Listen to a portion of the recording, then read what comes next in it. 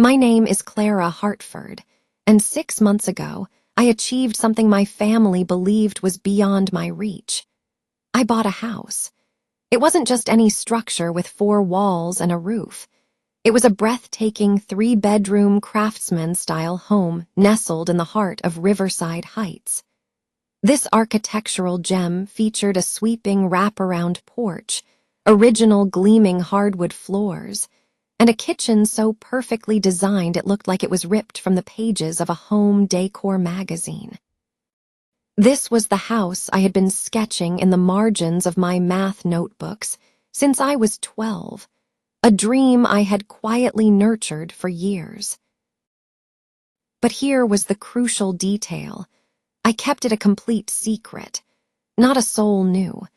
Not my well-meaning but overbearing parents, not my golden boy older brother Ethan, not even my closest confidant, Nora. This house was my private sanctuary, my personal accomplishment, and my one chance to possess something that was unequivocally mine. Being the middle child in the Hartford family had conditioned me to exist in the background. My brother, Ethan, was the celebrated star, a former high school quarterback prodigy with a prestigious business degree from Northwestern.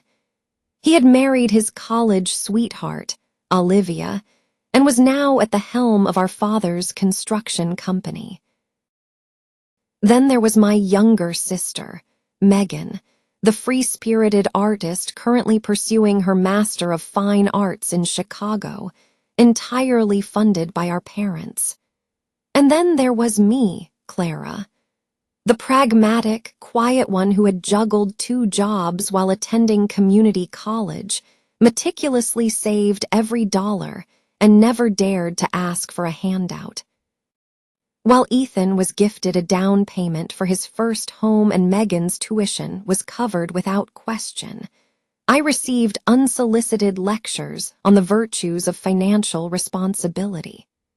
So, after 5 grueling years of working as a dental hygienist by day and running a modest photography business on weekends, when I finally amassed enough for a down payment, I decided to demonstrate that responsibility on my own terms.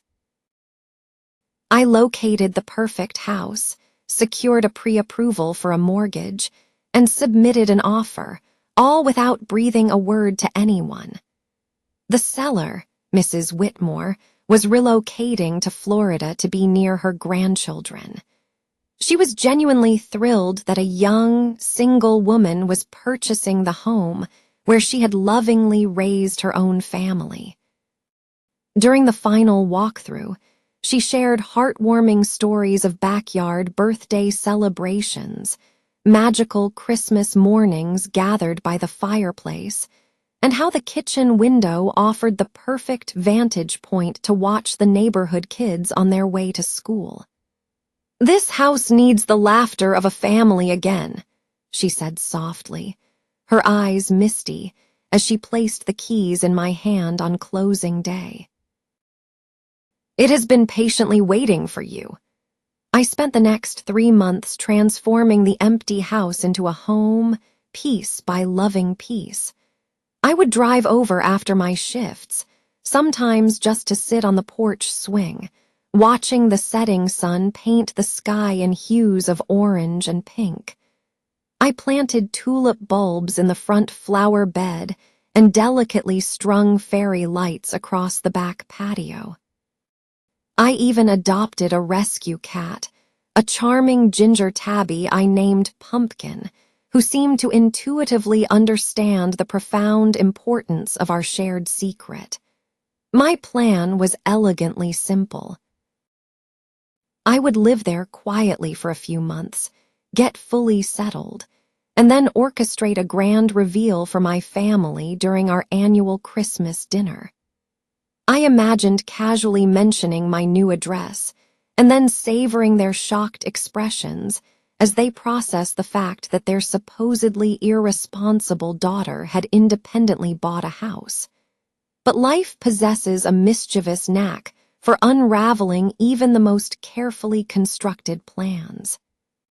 It all began to crumble on a seemingly ordinary Tuesday morning in late October.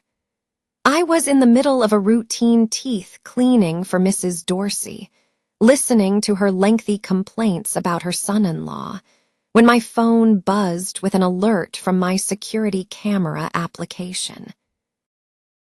Yes, I had installed cameras. I make no apologies for it. As a single woman living alone, having consumed one too many true crime documentaries, I was taking no chances. The cameras were discreetly positioned to cover the front door, the back door, and the driveway.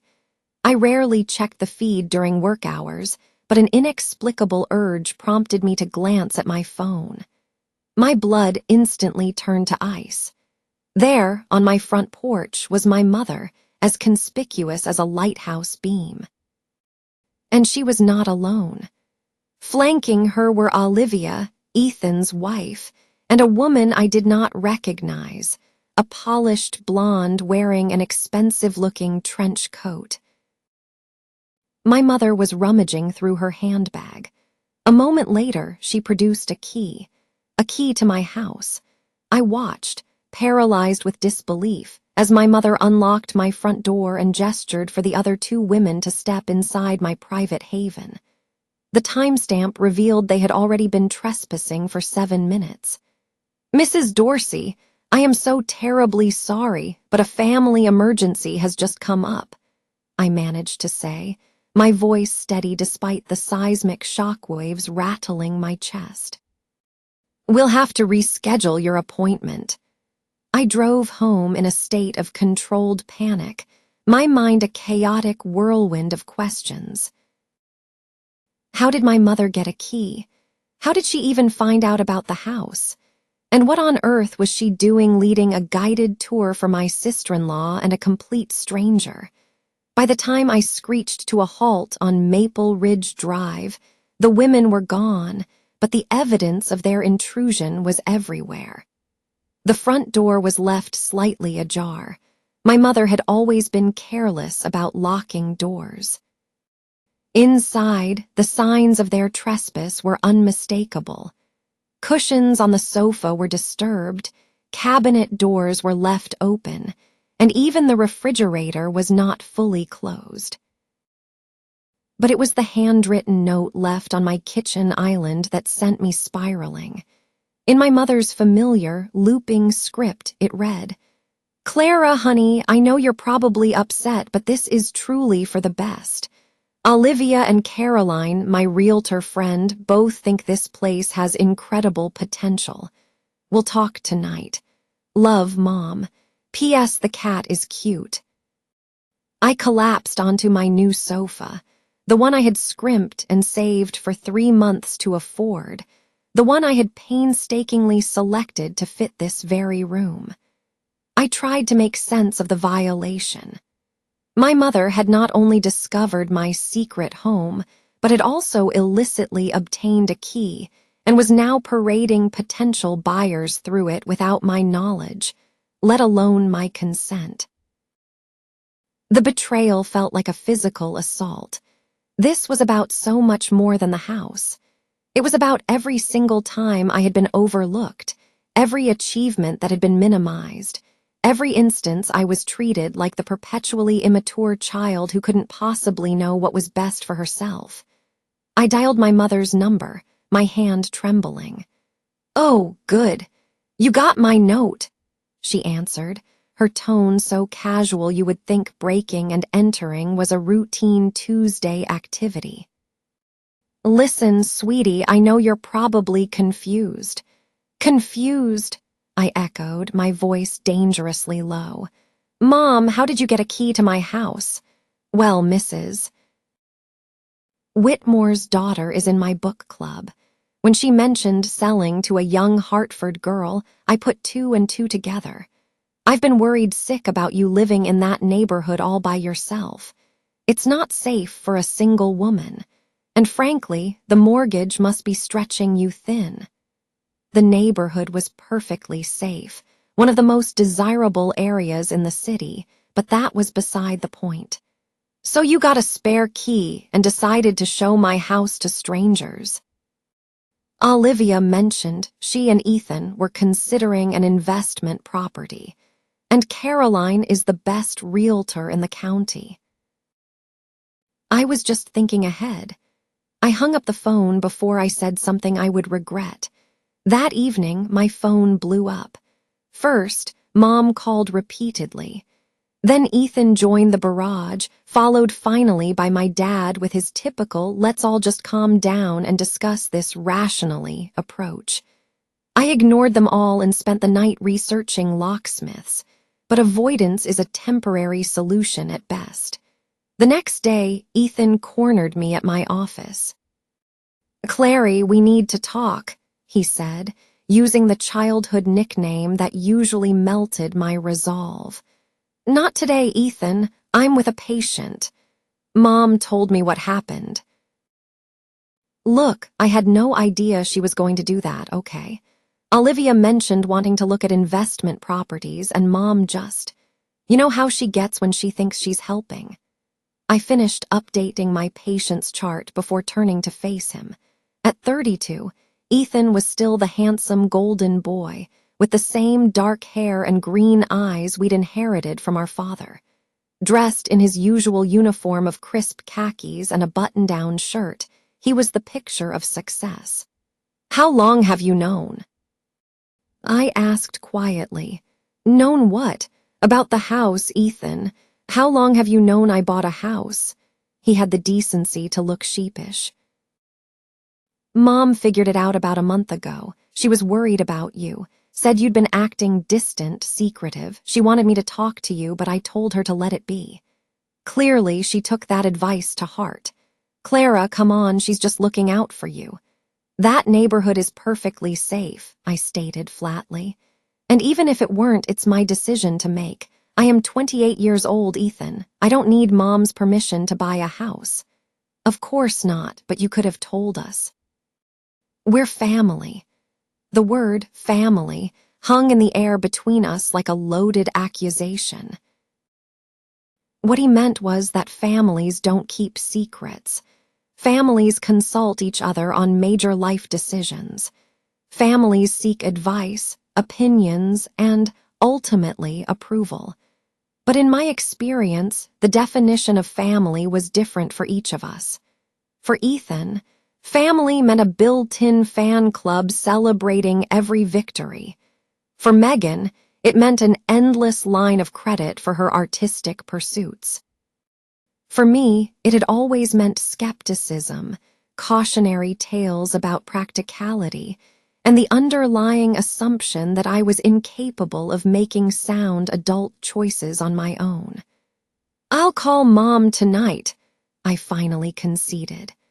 "But Ethan, if you or Olivia or anyone else shows up at my house uninvited again, I will call the police." "That is not a threat, it's a promise." Ethan's face flushed with anger. "Jesus, Clary, she's our mother, not some common criminal. She broke into my house. She used a key I never gave her." The patients in the waiting room were starting to stare, so I lowered my voice. "I have to get back to work. We can talk later." But as Ethan walked away, I saw a familiar look on his face, the same expression he used to get when we were kids and I did something that defied his understanding. It was a mixture of frustration and pity, as if I were being deliberately difficult instead of simply standing up for myself. That night, I called a locksmith. "Clara Marie Hartford, you open this door right this instant." My mother's voice, sharp and commanding, pierced through my new deadbolt as she pounded on my front door 2 evenings later. I was curled up on my sofa, Pumpkin purring contentedly on my lap, watching her through the window as she jabbed furiously at the doorbell. "I know you're in there. Your car is in the driveway." I had been anticipating this confrontation ever since the locksmith, Caleb, had left that morning. He had done a thorough job. New deadbolts, new doorknob locks, and even a new padlock for the back gate.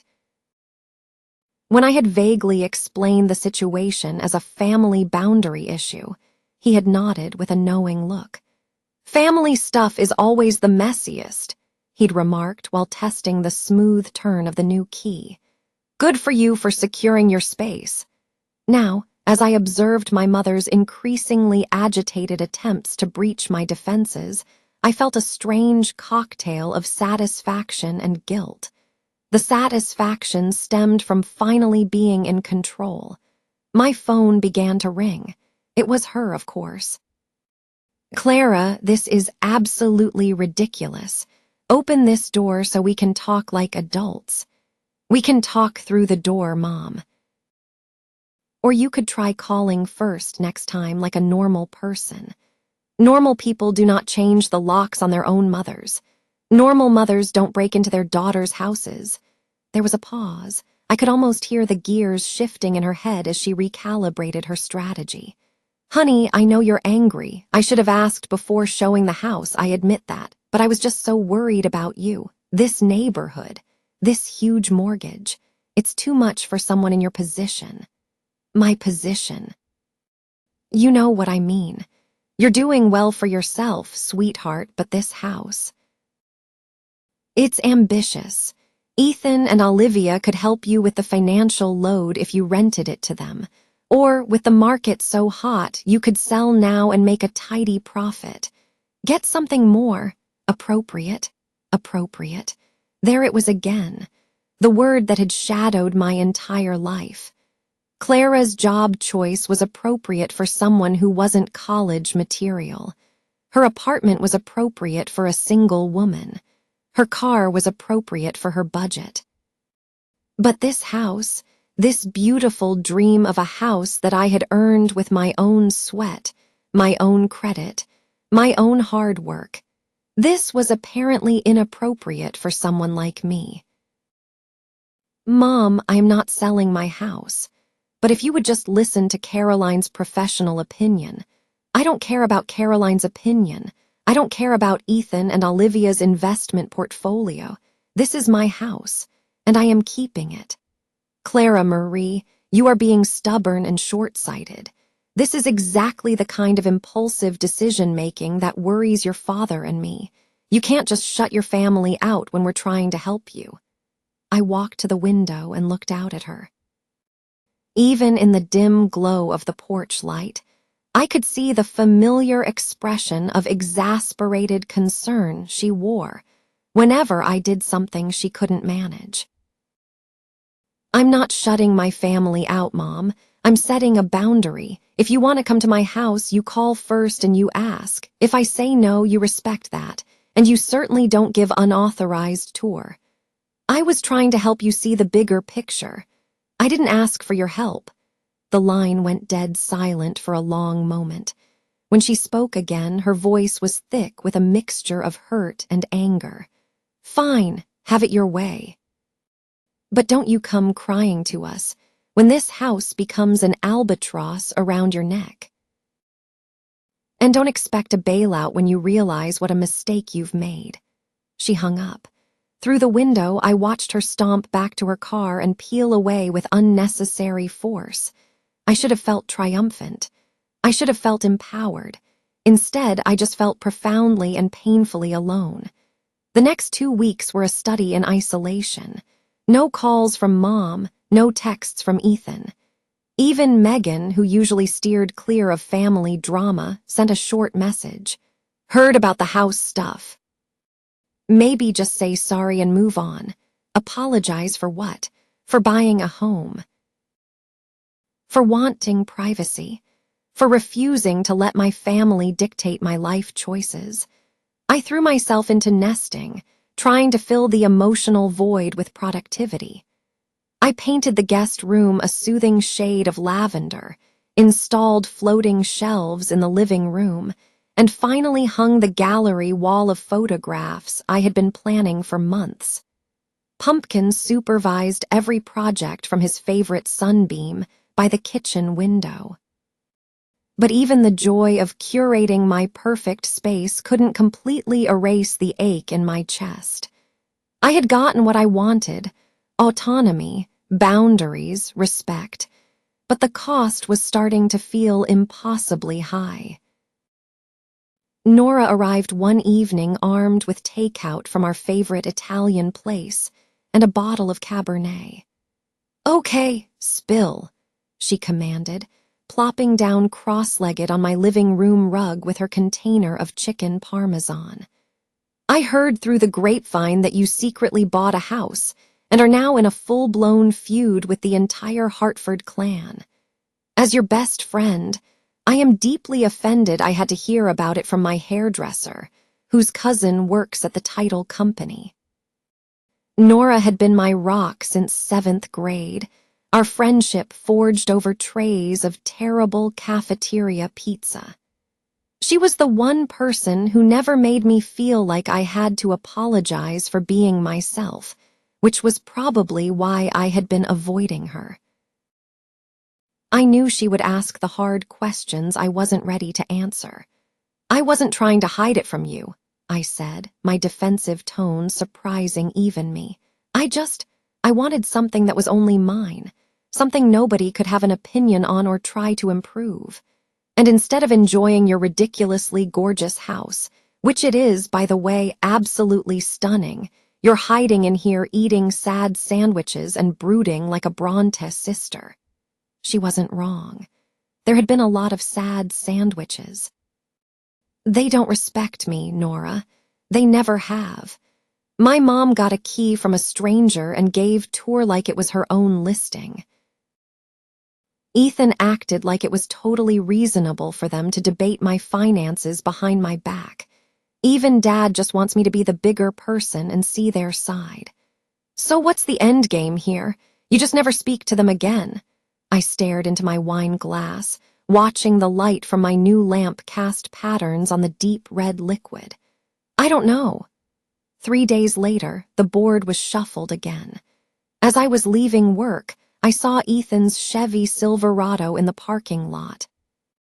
But it was Olivia who was in the driver's seat.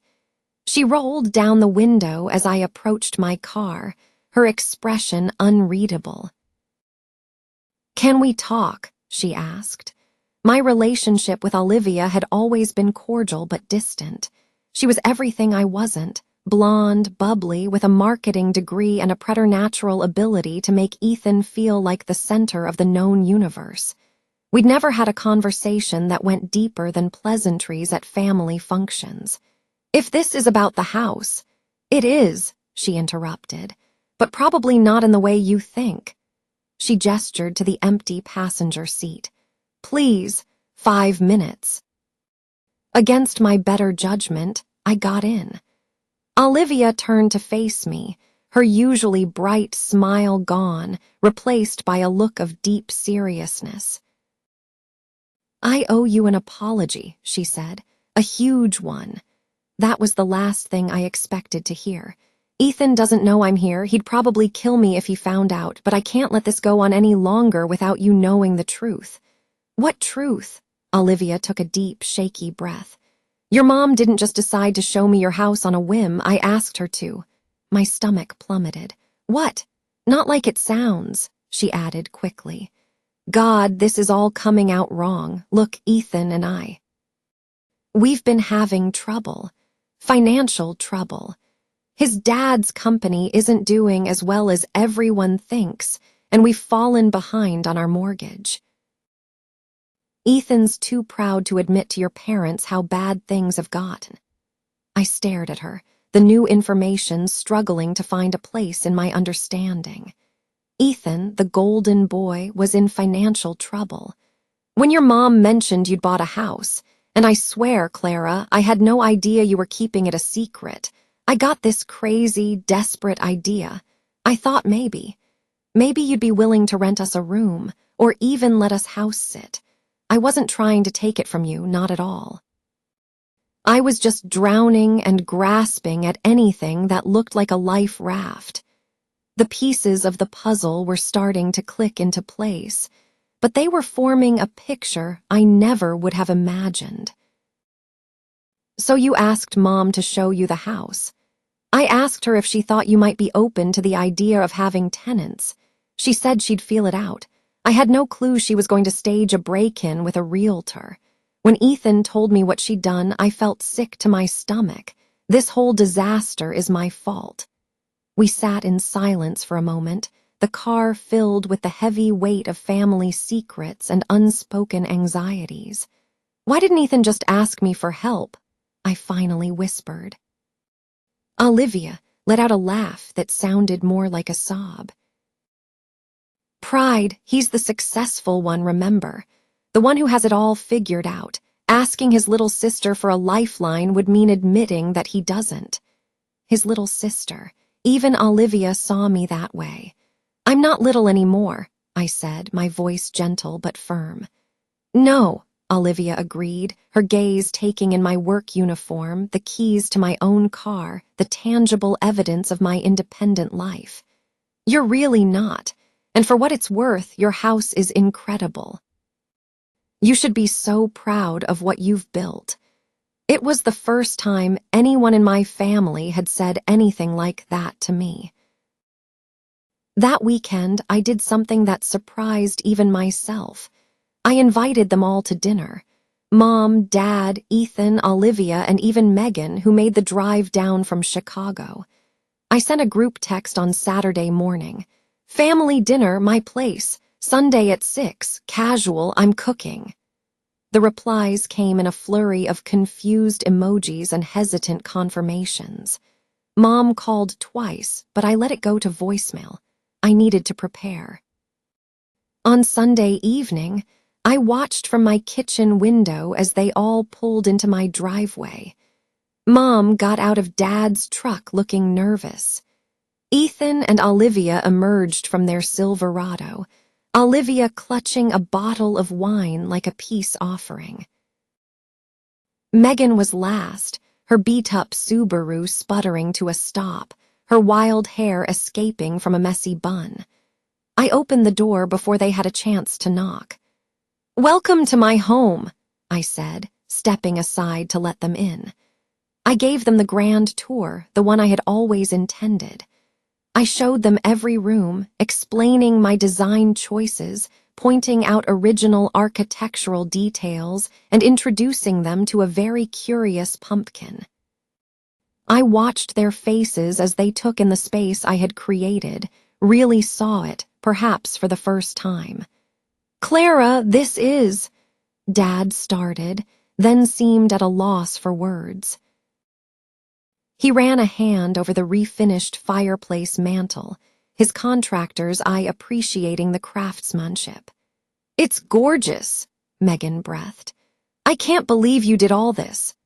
Over a dinner of homemade lasagna, garlic bread, and a salad with vegetables from my tiny backyard garden, I told them the whole story. About the 5 years of saving, the late nights studying mortgage rates and inspection reports.